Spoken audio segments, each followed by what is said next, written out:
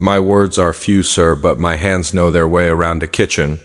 The weathered rancher studied her face, then nodded slowly. Consider yourself employed, and welcome to your new home, the New Mexico wilderness in the dying days of summer.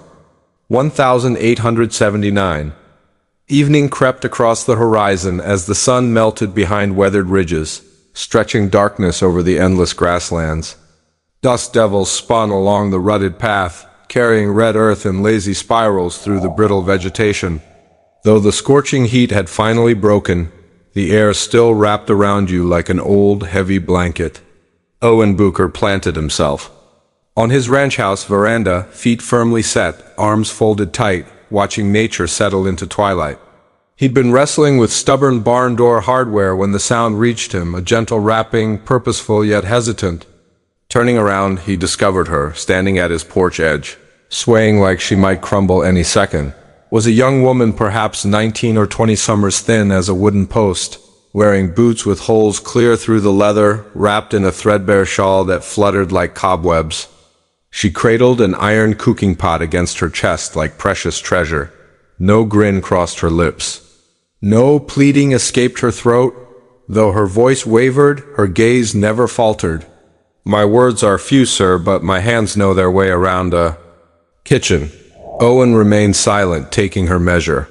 He noticed her cracked lips, the way her legs shook but held firm, how her scarred palms clutched that pot like it contained her last connection to family. His forehead creased with thought. "What? Do they call you?"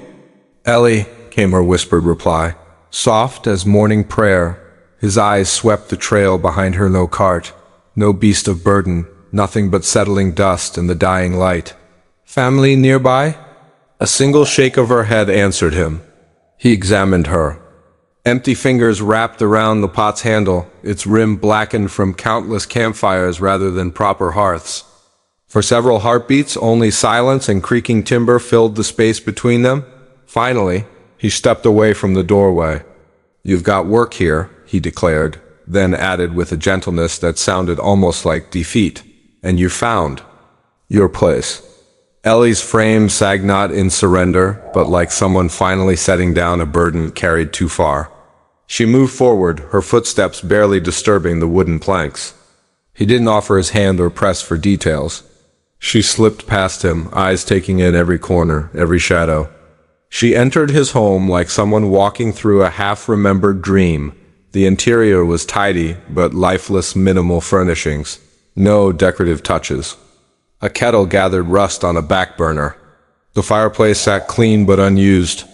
She hesitated at the threshold, glancing back slightly. "Where might I rest?" Owen gestured toward the rear. "There's a bed back there, fresh linens, basins filled.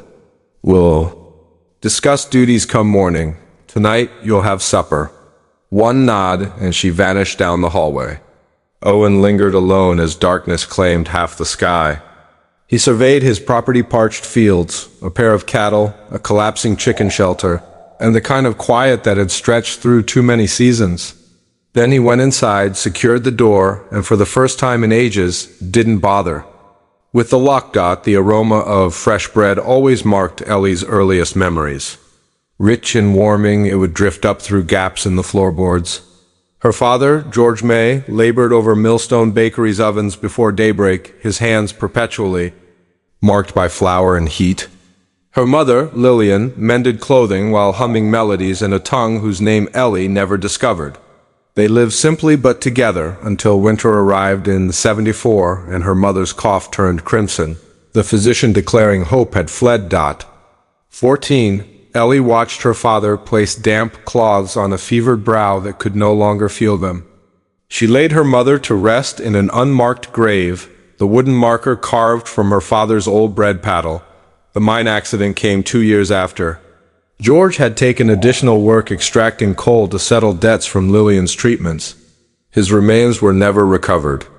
At 16, Ellie stood completely alone. She attempted to maintain the bakery, understanding the mysteries of mixing, kneading, recognizing perfect rising by scent alone. But unmarried women couldn't operate businesses in those regions without male backing. The property owner, one Cyrus Elwood, initially permitted her to stay.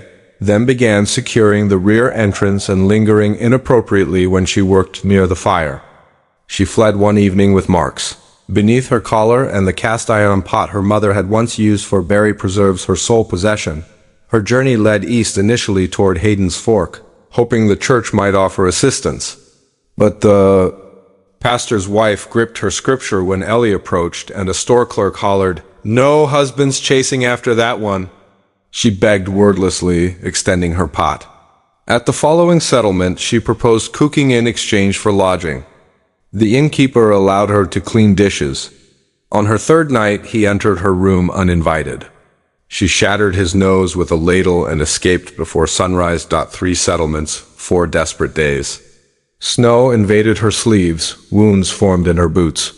She slept in makeshift shelters beneath wagons, once behind a blacksmith's workshop where a drunkard hurled his bottle at her for making noise. When she finally spotted the wooden gateway of a remote ranch, her lips had split open and her stomach had forgotten warmth entirely. She positioned herself outside the fence, one hand gripping her iron pot, the other drawing her shawl across her ribs. "I don't seek your sympathy," she murmured to the empty air. "Just your flame." The world spun sideways then. She couldn't recall falling, only dirt against her face. The thunder of approaching hooves, a gruff voice calling from far away. "Someone? Fetch water." Consciousness returned not with sunrise, but with unexpected comfort. Too peaceful, too warm. The smell of oats bubbling on a stove, stone walls surrounding her, a cedar-scented blanket, and a man with weathered hands placing her pot beside the hearth, as if it were made of crystal. He hadn't stolen it. That's how Ellie understood she'd been rescued rather than robbed.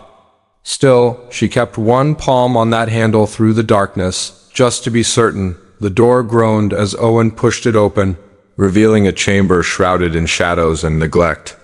"This can be yours," he stated simply, indicating the bed without meeting her eyes. His tone stayed level, but his pause at the entrance suggested the room carried deeper significance than his few words revealed. Ellie stepped inside, their feet touching floorboards worn smooth by years of quiet movement. The air held the faintest hint of lavender, long faded yet stubbornly lingering. The bed stood perfectly made in one corner, topped with a hand-stitched coverlet pulled tight, its edges untouched by recent use. A yellowed lace doily crowned the bedside table. Wall shelving displayed a wooden brush, a fractured mirror, and embroidered gloves stiff with age and memory. "She lived here?" Ellie asked gently, not prying, simply confirming what the space already whispered. How places can speak of loss without uttering words. Owen gave the smallest nod, his attention fixed on the doorframe. "My wife Clara, fever. Claimed her, spring of '74. Ellie lowered her gaze, speaking softly. "I'll maintain its cleanliness. You have my word." He remained another moment, then departed wordlessly, abandoning her to the room where spirits still dwelled. She stood in the stillness for a long while, trailing her fingers carefully along the dresser's surface, mindful not to disturb anything. Dust collected on her fingertips. She approached the window with its time-streaked glass and drew back the curtain just enough to permit moonlight entry. Then she folded her blanket on the chair and perched on the bed's edge, uncertain of her. The longing but grateful to be sheltered. Come morning, Ellie opened her door to discover kindling bundled with 2 fresh eggs resting on the outside bench. No message, no announcement, simply there, like a wordless gift from someone uncertain how to express welcome. She brought them inside and entered the kitchen, then froze. The cold struck her unexpectedly. The fireplace had died long ago. Spider webs decorated the ceiling beams. The stovetop wore soft gray ash, like the final fire had quietly expired one night with no one willing to revive it. Pots hung rusting from their hooks, handles drooping like weary limbs. She moved through slowly, fingertips brushing the counters. Knife marks scarred the wood where vegetables and fruit had once been prepared. An unopened herb tin sat on a dusty shelf. She lifted and examined it. Someone had cherished this place before abandoning it, rolling up her sleeves and tying back. Her hair, she located cleaning rags, heated water, and scrubbed counters until the wood grain emerged. She opened every window, inviting in pale morning light. The breeze was sharp but smelled clean like awakening. Buried memories. She discovered a chipped blue bowl tucked deep in a cupboard, washed it twice, then cracked eggs into it. Though her hands trembled, the rhythm of whisking steadied her. She added salt from a nearly full jar, chopped onions precisely, and moved like someone born understanding fire and hunger. As egg and heat scents began filling the air, she reached up to rehang a sun-bleached curtain. Golden light spilled across the old wooden floor, illuminating something wedged between two books. She leaned closer, a photograph, worn and soft-edged, barely clinging to its frame. A woman with gentle eyes and a shy smiling boy beside her. Owen's wife and son, Ellie, studied it lengthily, then bowed her head. "I'll care for everything properly," she whispered, unsure if she meant the photograph, the house, or the silence, clinging to its bones. Perhaps all three. Later, floorboards creaked softly as Owen stepped into the kitchen, his shadow reaching toward the hearth. He paused, sampling the air not intrusively, just curiously. "You used the time," he observed, more statement than question. Ellie, wiping flour from her apron, looked up. "It remained fresh." He nodded once. Clara favored time in her eggs. She met his eyes. "Then I'll continue using it." Owen left without another word, his boots clicking softly on the porch. That evening, Ellie noticed the firewood by the stove was stacked higher and more carefully, so she stirred the stew longer, letting warmth penetrate deep into the walls and maybe into him. Snow had softened outside, wind dying to a whisper that let the ranch breathe again. Inside, the air warmed not just from fire but from something unfamiliar, a scent absent from these walls for years. It was the aroma of home, chicken bones simmering gently, rosemary weaving subtle promises through rising steam, and the faint sweetness of fresh cornbread cooling near the hearth. Ellie stood by the stove, careful not to spill, ladling chicken soup into a deep ceramic bowl that once belonged to Owen's wife. The broth shimmered golden in lantern light, filled with tender carrot rounds, diced potatoes, and a whisper of rosemary not from any recipe book, but embedded in her memory. It was her mother's formula, learned by heart around crackling stoves, and shared through lullabies that soothed children to sleep. Beside the bowl, she placed cornbread with edges browned just enough to break with a soft crunch. She ran her fingers over the crust, remembering how her mother would gently pat the batter before baking. While humming melodies that felt like captured sunlight. She carried the plate to the table and stepped back. Owen was already seated, rough, hands folded in his lap, eyes unreadable in the dim kitchen light. He regarded the food with quiet intensity, as though tasting something far beyond flavor. Ellie offered a quiet nod, voice soft as falling snow. "Nothing elaborate, just farm cooking." He didn't respond. Instead, he reached for the spoon and dipped into the soup. The room fell silent except for the slow scrape of metal on ceramic, the soft ticking of the mantel clock, and the subtle crackling of hearth fire. Each moment stretched longer than the last. She stood rigidly, hands clasped before her, waiting not for praise but for permission to believe this was enough. Owen finished half the bowl before setting the spoon down deliberately. He drew breath, as if tasting words before release. "Cornbread's the kind that stays together," he said, voice low and measured. Ellie's shoulders relaxed as she nodded. "Cornmeal and lard? No eggs, Mama's method when hens wouldn't produce?" He listened, eyes on the bowl before pushing it toward her. "Fine soup." Her heart lifted, but her voice remained small. "Thank you." He rose, placing his spoon back, and stepped outside into the cold. The screen door closed softly behind him. Ellie exhaled, shoulders dropping as tension left her body. She turned back toward the sink, still braced as though waiting for him to change his mind. But something settled instead, something resembling hope. Later that night, she moved through the kitchen with a candle and blanket wrapped tight around her shoulders. On impulse, she paused at the threshold, sensing rather than seeing. Owen stood by the window, barely moving, his figure outlined against the dark glass, faint reflection of hearth fire behind him, arms folded across his chest, silent and steady. From her position, she could feel the weight of his gaze, not on the night sky, but on the kitchen itself. The pot still sat on the stove, its glow spilling into darkness. Time's aroma lingered, sweet and earthy. He didn't see her standing there, but Ellie saw everything. The firmness of his jaw, how his shoulders had relaxed slightly. This wasn't a man distrustful of her cooking or presence. He was a man who hadn't allowed anything close in years. A man who had constructed walls of silence, brick by careful brick, to shield himself from the world's betrayals.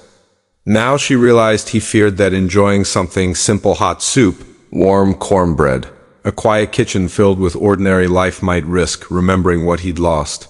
She swallowed, eyes fixed on his reflection, whispering into the gloom words. Barely louder than breath. You can trust small things, Owen, just small things. Behind her, the fire didn't die but crackled gently, a promise that some warmth could return and some losses could heal, one quiet meal at a time. The night sky spread wide over the plains, stars puncturing velvet darkness like someone had stitched light into heaven itself. Wind was gentle for once, curling around the porch like an old dog settling at their feet. Ellie sat on the top step, shawl wrapped around her shoulders, knees drawn to her chest. Owen sat beside her, boots planted firmly on the ground, hat tipped low to keep chill from his ears. They had eaten supper, silently roasted turnips, leftover stew, and slices of cornbread from the morning batch. Now they sat together without talking, without needing to. The quiet wasn't awkward but full, the kind of silence that held space like a blanket between them. After a while, Ellie broke it gently. My mama once ruined an entire batch of biscuits.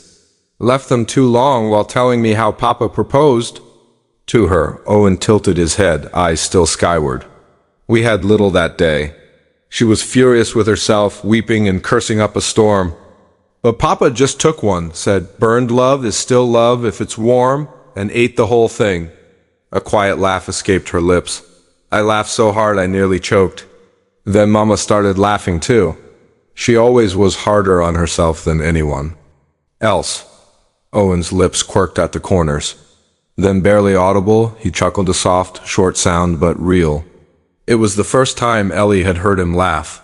She turned slightly, stealing a glance. In starlight, his face looked gentler than usual, shadows kinder. She said nothing more, just let it rest between them. When night deepened and they rose to go inside, Owen paused by the door. I'll repair the dining table tomorrow. Ellie blinked. Why? He shrugged once, voice low. You need room to roll dough. That old sideboard's too narrow. Ellie nodded, heart catching slightly. Thank you. The next morning before sunrise, she found him in the dining room with sleeves rolled up, sanding the long oak table's edge. The surface had warped over years, bent from heat, spills, and time. He worked quietly, methodically, smoothing wood with patient care. She stood in the doorway watching. You don't need to. He kept sanding. You don't ask for much. Just seems proper. That afternoon she baked again, sweet rolls this time, light and golden, brushed with honey. When she brought him one, he took it in his calloused hand and bit without words. But when he glanced at her briefly, she saw something had shifted. Not much, but something. A week later, she found a new rolling pin on the shelf. Not new exactly, just freshly carved from oak, shaped by hand. It fit her grip perfectly. No note, no mention, but she knew, and she whispered into the flour that morning, some men love loudest without words. And the dough rose just fine. The day had been long and dry. Ellie spent morning kneading bread and afternoon hanging wet linens across the fence. Wind tugged them like restless hands, and she sensed a storm building despite blue skies. By sundown, she was in the kitchen dusting flour from her apron when the knock came, not on the front door but on the side gate. 3 slow raps against the wooden post, then silence. Owen was still in the pasture checking irrigation ditches. Ellie stepped onto the porch cautiously, rag in hand, heart pounding like it always did when the world felt too quiet. A man stood at the gate, tall, lean, with a crooked smile, holding no kindness. Well now, he said, isn't this a surprise? Ellie froze. His name was Silas. He'd lived 2 rooms from her in the boarding house back in Junction Hollow, one of the places she'd fled through heading west. He'd never touched her but had looked Spoken too sweetly, smelled like sweat and sour whiskey. He'd offered things she never requested, then turned cruel when refused. "Just passing through," he said, stepping closer. "Saw smoke from the chimney. Thought someone here might spare a plate. Didn't expect to find you." Ellie gripped the rag tighter. "Thought you'd vanish for good," he said, eyes scanning the yard, porch, table behind her. "But look at this fresh. Laundry, porch flowers, clean dress. You must be doing well." She opened her mouth, but nothing emerged. "Still cooking?" "I remember that stew you made for the old widow on the second floor. Smelled like Sunday dinner." Silas leaned slightly, tone dropping lower. "Funny, you never said goodbye when you left. Thought we were friends." Ellie stepped back, then heard bootsteps firm, purposeful. Owen, he'd returned from the pasture silently, like the land itself had warned him. His shirt was damp with sweat, one glove half removed, eyes locked on Silas. He didn't speak immediately, just moved to stand beside Ellie. Then he did something she'd never forget without words. He placed his hand gently on her shoulder. A small gesture that said everything. When he finally spoke, his voice was quiet but steady. "She's staying put. She works here. She belongs here." Silas blinked. The charm on his face flickered, then vanished.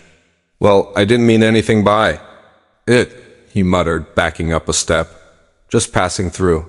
He tipped his hat. "Good luck to you, Miss Ellie." Then he turned and walked off into the dust. Ellie stood still, breath caught between chest and throat. Owen said nothing more. He didn't tighten his grip or look down at her, just kept his hand there a few seconds longer, then let go and stepped back, giving her space. She turned to him. "Thank you," she said, voice shaking. "You don't owe me thanks," he replied. "A good cook deserves a safe kitchen?"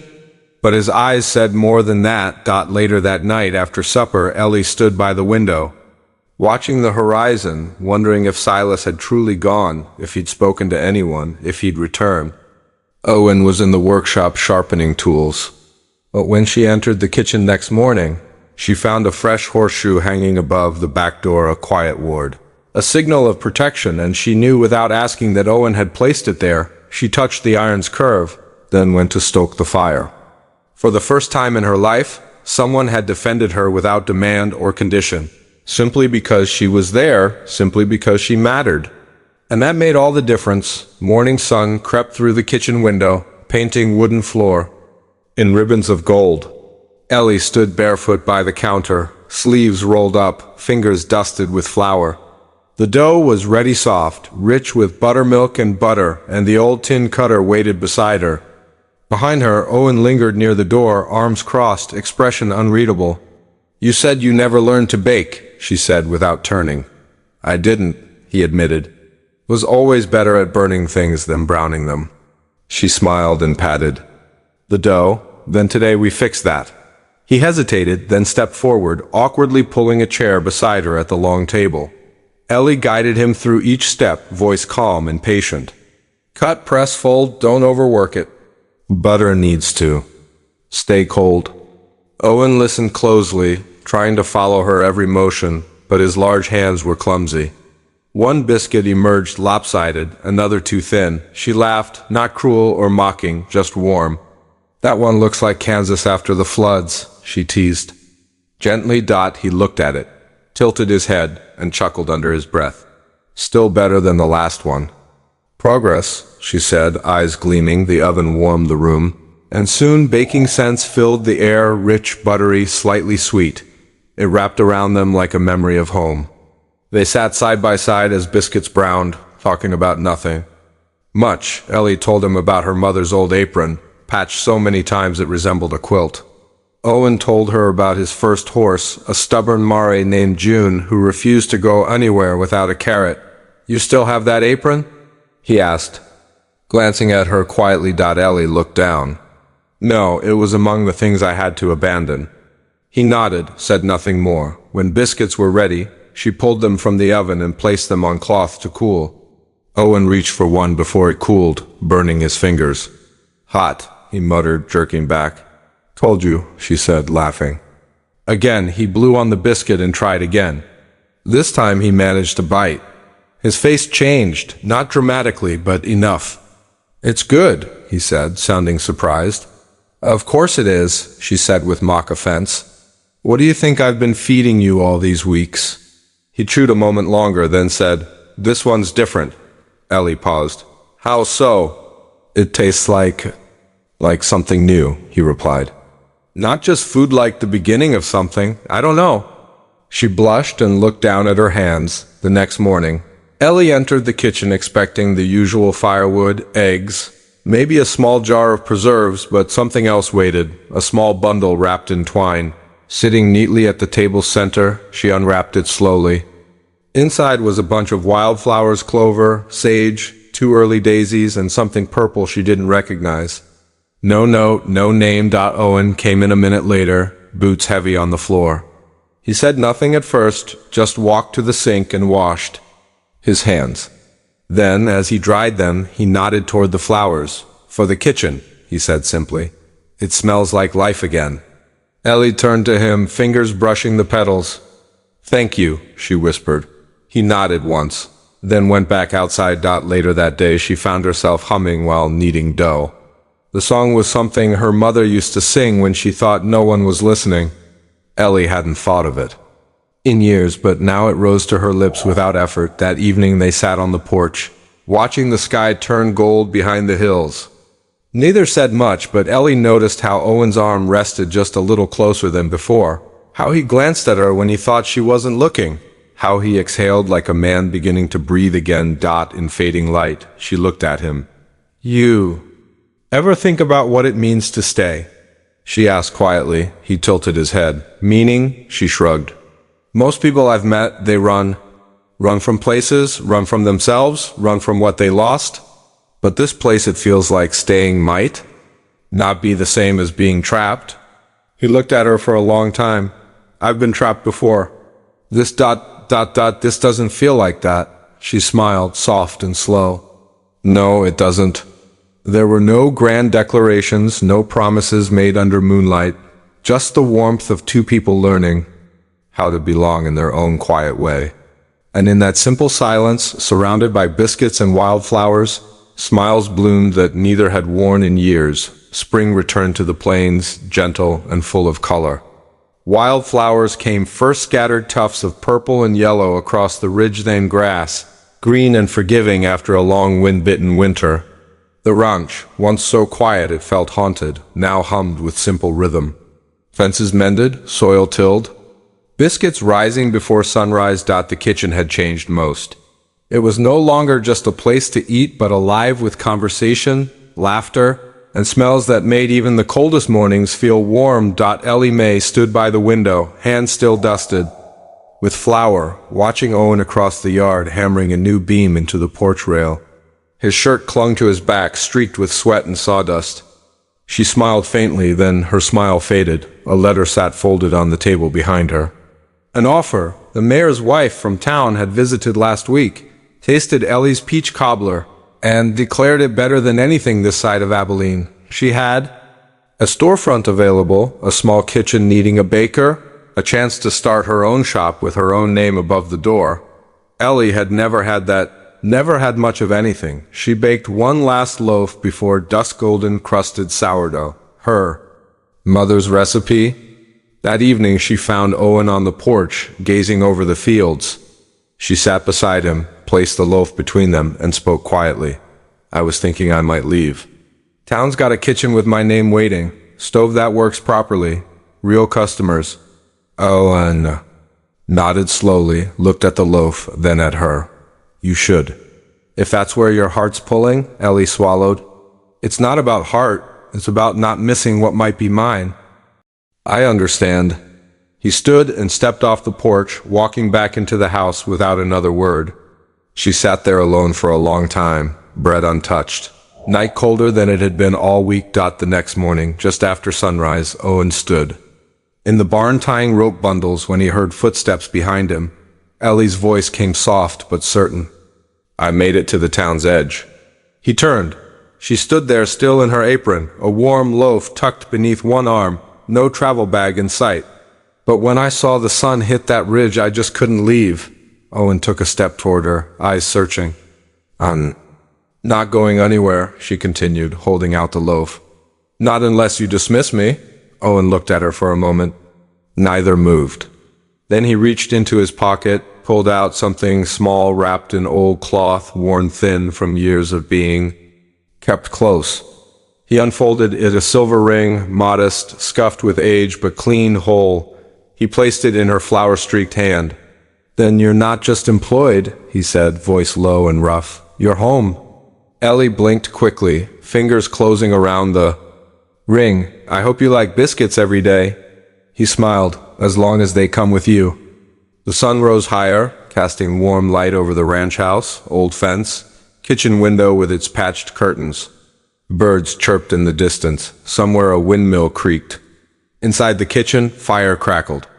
2 coffee mugs waited, and on the table beside them, a single wildflower in a mason jar. It wasn't a grand proposal. No candles. No music, no lace, but it was love as sure as anything ever was. Love in the shape of a warm loaf, a silver ring, a place by the fire, and a man who didn't say much but had said enough, because sometimes home is the only vow you need. If this tale touched something in your heart, the quiet strength of a man's love, the resilience of a woman's spirit, the comfort of a home built from nothing but compassion, then more stories await you on this journey through the old American frontier. Subscribe to Wild West Echoes for more timeless romances born from dust, wind, and quiet devotion. Stories where words are scarce but hearts speak volumes, where love isn't just felt but earned. Because out here in the West, even the loneliest souls can find their way home, one firelit evening at a time.